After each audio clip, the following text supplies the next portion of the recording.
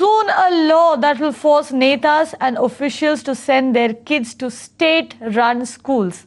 Yes, that policy sounds a bit bizarre, but a Karnataka MLC who has introduced this draft bill says that this may be the only way to ensure that government schools get a facelift.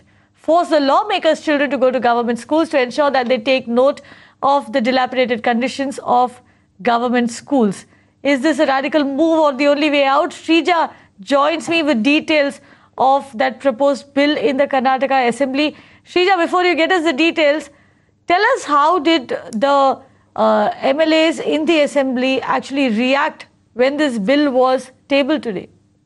Well, of course, in fact, it was Congress MLC Raghu Achar who had presented this bill in the council is what we're given to understand. Of course, there were certain leaders who were against it. There was some, in fact, majority of them unanimously accepted to this bill, saying that, of course, it's a very good idea. But the kind of justification given by Congress MLC Raghu Achar to other leaders, especially leaders, MLAs or legislators or cabinet ministers for that matter, was that if you are holding a government job, then you better send your child to, in fact, a government school. Of course, this has not gone down well with some of the legislators, the party leaders as well. But what we do understand, this is the bill which has been tabled here, especially in the council. Of course, it came up for discussion. But what we do need to wait and watch is once it is tabled, finally, the bill is amended in the month of January here in Bengaluru alone.